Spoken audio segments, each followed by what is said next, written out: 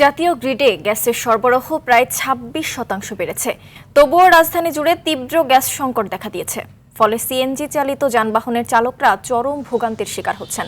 রাজধানীর বিভিন্ন এলাকার ফিলিং স্টেশনগুলোতে সিএনজি ও রাইড শেয়ারিং চালকদের ঘন্টার পর ঘন্টা লাইনে দাঁড়িয়ে থাকতে হচ্ছে। অনেক সময় ৫ থেকে ৭ ঘন্টা অপেক্ষা করেও পর্যাপ্ত গ্যাস মিলছে না। এই গ্যাস সংকটের কারণে শুধু চালকরাই নন, সাধারণ যাত্রীরাও গণপরিবহন সংকটে পড়ে চরম দুর্ভোগ পোহাচ্ছেন।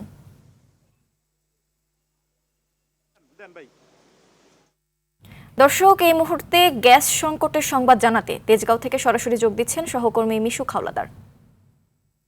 মিশু, গ্যাসের সরবরাহ বাড়ার পরও কেন সংকট কাটছে না? সংশ্লিষ্টরা কি বলছেন জানাবেন।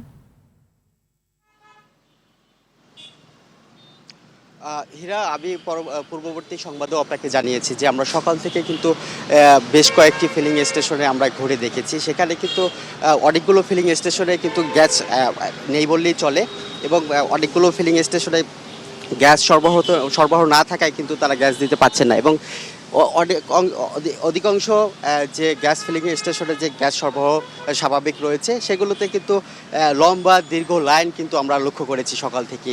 কেউ কেউ মধ্যরাত থেকে কিন্তু এই গ্যাসের জন্য অপেক্ষমান রয়েছেন, এবং কেউ কেউ ৫ থেকে ৭ ঘন্টা অপেক্ষার পরেও কিন্তু গ্যাস পাচ্ছেন না।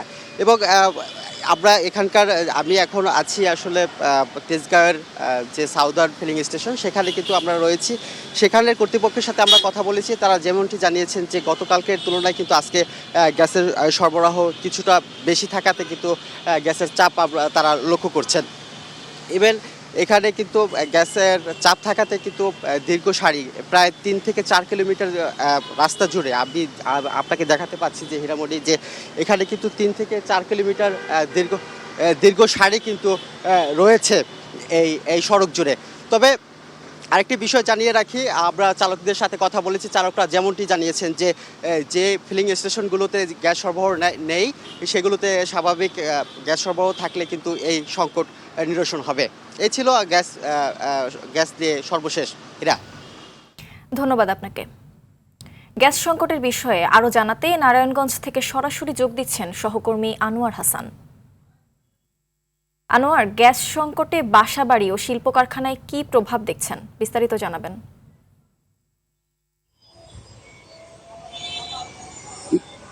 হীরামণি, বাসাবাড়িতে লোহা বা স্টিলের ব্যারিকেড দিয়ে চুলু যেন অসাড় হয়ে পড়ে আছে।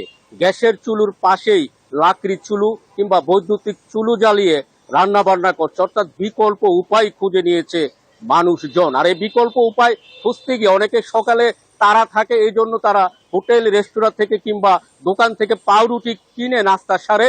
আর দোকানে পাউরুটি কিনতে গিয়ে সেখানেও পাউরুটির অভাব বুঝিয়ে দিচ্ছে যে ভোগ্যপণ্য উৎপাদন যে কারখানাগুলি, সেখানেও গ্যাসের সংকট পড়েছে।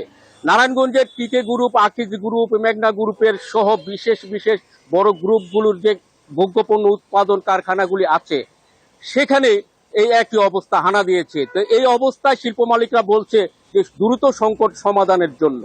হীরামণি, ধন্যবাদ আপনাকে।